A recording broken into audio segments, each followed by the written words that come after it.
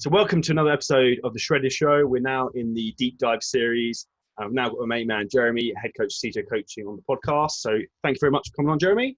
It's always my pleasure to feature on the podcast, mate. So today what we're going to do is we're going to take you guys through a journey and talk about the truth about keto diets and vegan diets for fat loss, because this is something that is very frustrating for myself and for Jeremy's like coaches, that people get lured in respectively to like faddish diets, the same as like the Atkins diet back in the day. People see these headlines of like an extreme diet and a polarizing view on something, and they very much get lured in thinking, oh, this must be the answer to what I'm looking for, of finally losing the weight I've never been able to get rid of. And in reality, it ends up being a slippery slope. Have you ever tried a ketogenic diet, or I know you haven't tried a plant-based diet for a long time. Have you ever tried either approach yourself, Jeremy? So I've never been in ketosis, but I have tried the approach of having a high-fat, mainly diet for about 6 days of the week. And then on one day, I'll have a big carb refeed. And then the other days, I'll literally just have fats and proteins, and the carbs will just come from like fruits and vegetables and stuff. And that worked really, really well for me. However, the one thing I did find is that it's just not sustainable. Like most people, I love carbs. And then you just can't cut them out of your life forever. So it's great for a time, but it's not a way of life, in my opinion. And there's a couple of things I'd look at in terms of, like, if we go through a keto diet first, when people go to try and do a ketogenic diet, very low carbohydrates, like the reality, if you actually go into ketosis properly, you pretty much can't eat any carbohydrates for at least 2 weeks, which is a very long time. Bear in mind that most people think that every 6 days they need to have a cheat meal and eat 10,000 calories, and that's how it works, which in reality, if you're listening to this, sadly, that's not the case. But like that aside, you have to think about things, as Jeremy said, in a practical manner, like what the foods you actually like to eat and what is going to be sustainable for you. If you're in a situation where you struggle to stick to a diet anyway, you eliminating the foods you love entirely is going to make only your relationship with food worse, and is probably going to lead to you binge eating and probably going very heavily off the rails when you do actually get led astray or lured into the cookie jar, as it were. So I think that's something we very much need to be aware of. And in regards of like, from a performance point of view, like the body's designed to use all three macronutrients, and like macronutrients are protein, carbs, and fats. And like, if we eliminate one of those and take them away, our body's not going to be running optimally. And what we want to try and do is set ourselves up for success with our training, so we can perform as hard as possible and then create an adaptive response. And if we're taking carbohydrates out of the picture, we're going to be reducing glycogen within muscle cells, which will then have a negative effect on our training, which will then hamper our fat loss. The reason that keto works for most people, as Jerry will know, or they think it works, is that at the very start, when they drop the carbohydrates out, they're losing, obviously they're probably eating actually a lot less in terms of volume of food, because they're not eating like bulky things like maybe potatoes and rice, but they're actually like depleting glycogen stores and muscles, which is going to inherently like take water out of the muscles as well, because the body will use water to store glycogen, which will then mean you drop weight. Yeah, that's cool, you're dropping weight, but what we're looking to do is not drop weight, it's to drop body fat. And like, respectfully, neither me or Jeremy really give a shit what you weigh. It's about how you look, how you feel, and how you perform. And like, your main goal in terms of how you look will probably be your body fat percentage. Would you agree with that, Jeremy?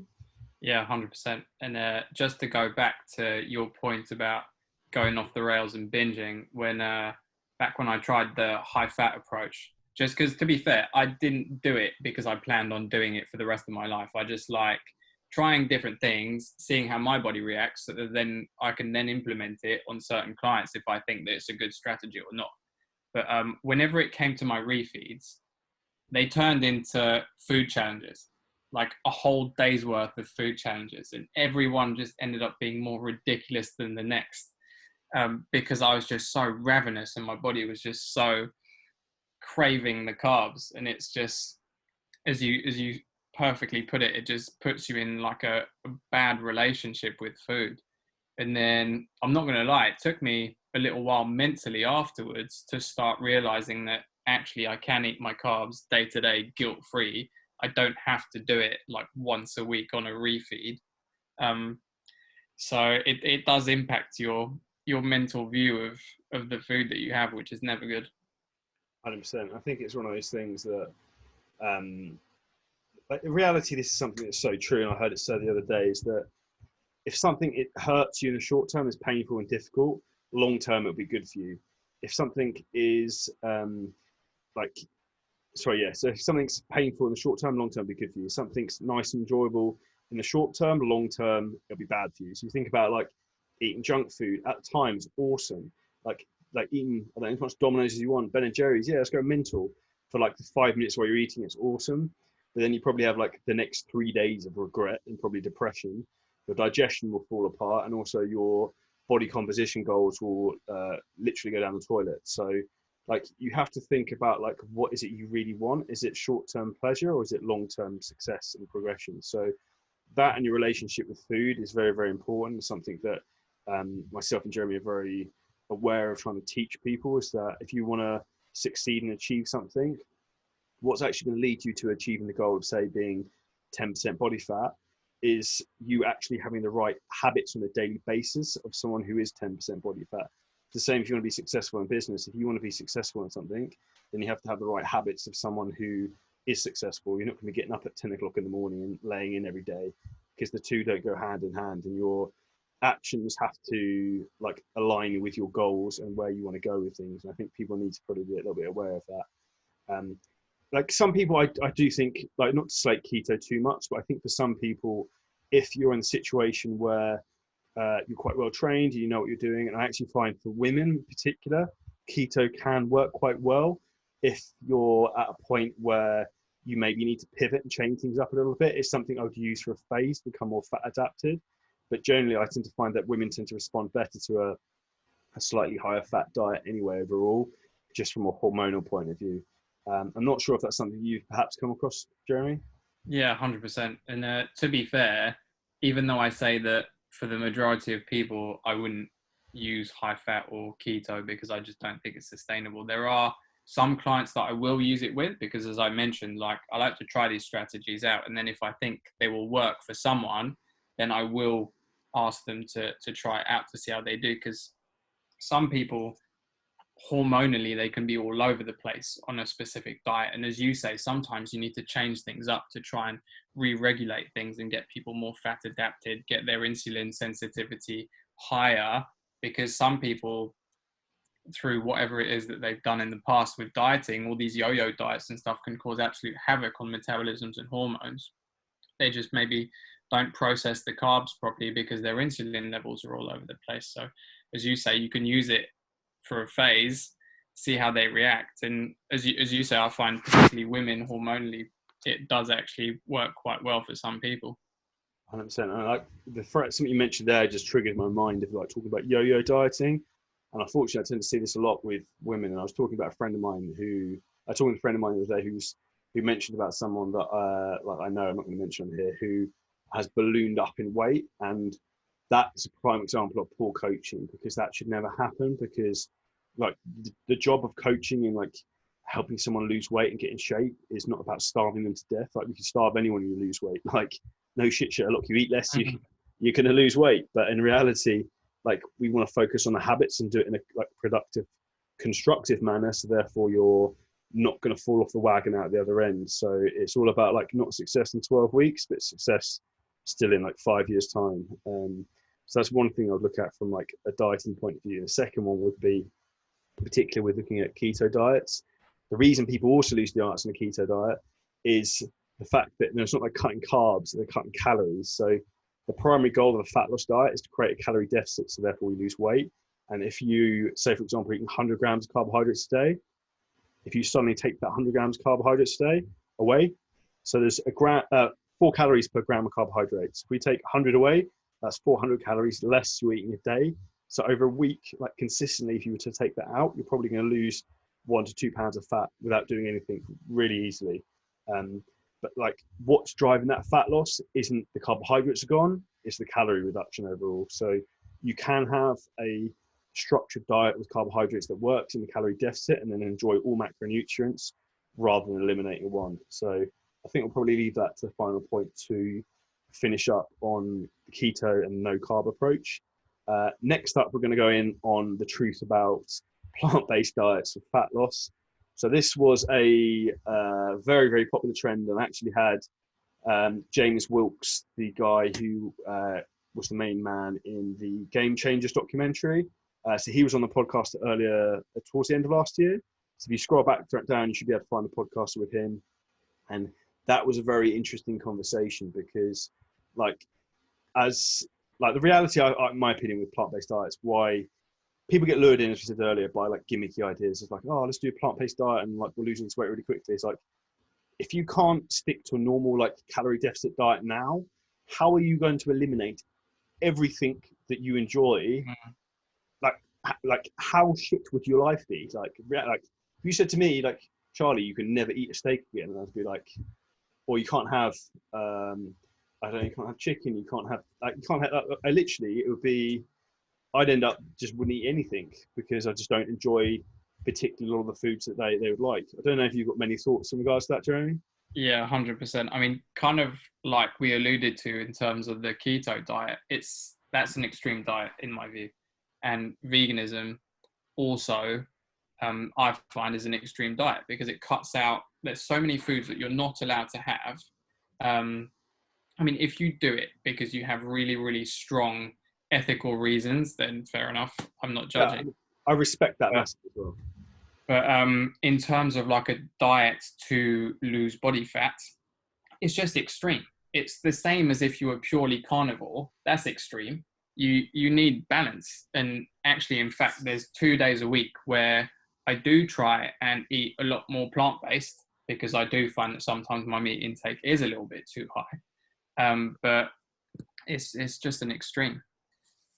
And then there's so many things that are off the menu. Like in terms of pure weight loss, yes, if you get into a calorie deficit because you've eliminated all these foods that you're no longer allowed to eat, then yes, you will lose weight. But in terms of a body composition standpoint, specific look that you're trying to achieve requires certain macronutrients and certain food choices. So in terms of how you look, it's not necessarily going to be the best tactic. Yeah, and talking about macronutrients, the real issue you have on a vegan diet is that it's nigh on impossible to get a protein source which is purely protein, unless you're going to go down the route of processed powders, which sort of, in my opinion, makes the whole vegan thing pointless to some degree. Because you're using something that's heavily processed. If you're trying to get protein on its own, it's pretty much impossible, because whatever you're going to get can be protein and fats and protein and carbs. Whereas if you're going to go down like traditional route, if you have lots of meats and like lean cuts of meat and like egg whites and things like that, which have got like high protein, very low fat, and obviously no carbs. So that's another thing I'd be very aware of in terms of a vegan diet that's detrimental from a body composition view, is that you can't like ramp up protein and keep carbohydrates and fats down. So the two don't really go hand in hand in terms of that. The other thing that I find is hugely, like, one thing that frustrates me about the fitness industry and the health industry massively is people spinning things with like ludicrous statements and clinical research. So great example of this is like they put people on a plant-based diet and like, oh, their cholesterol's dropped by like points, their blood pressure's dropped, blah, blah, blah, blah. I was like, yeah, no shit, Sherlock, because they're probably eating like KFC 3 times a day, and now they're actually eating some like vegetables and fruit. Like, it doesn't take a rocket science to work that out. And it's not the fact that they're it's not the fruit and the vegetables, the fact they're actually eating fruit and vegetables properly now again, and like eating as you should more so. So imagine if they actually started like adding a well-rounded diet with the right macronutrients and like decent ingredients, rather than like, it's just frustrating that the way things are spun. You see that research all the time. 100%. So I think you hit the nail on the head there. And one of the things that frustrates me the most when some people or certain documentaries try and make a point about something is that they take the bits of information that prove their point, take it completely out of the context, isolate it, so that when you look at that information in isolation, you start thinking, oh yeah, actually, it sounds like they're right, because they haven't told you the entire picture and all the other little aspects that go around it. If you're trying to make a point about a certain thing, then fair enough, but you have to give people the whole picture. you can't just pick and choose the little bits of information that prove your point entirely, but that disregard all the other stuff that are actually contradictory to what you're trying to prove. And it's one of those things, and like that's even James Wilkes said it on the guy who's the producer of the Game Changers documentary, said like what he's actually advocating is a predominantly plant-based diet, which is sort of what we advocate is a predominantly plant. Like we recommend to eat lots of fruit and vegetables, yes, like 100%, but we do recommend to add like meats and things like that in as well. And in fact, most of the time we allow people to have unlimited amount. Yeah, like literally go to town. Like if you want to eat broccoli, lettuce, spinach, whatever you want till the cows come home. Go like there's no harm in that in reality.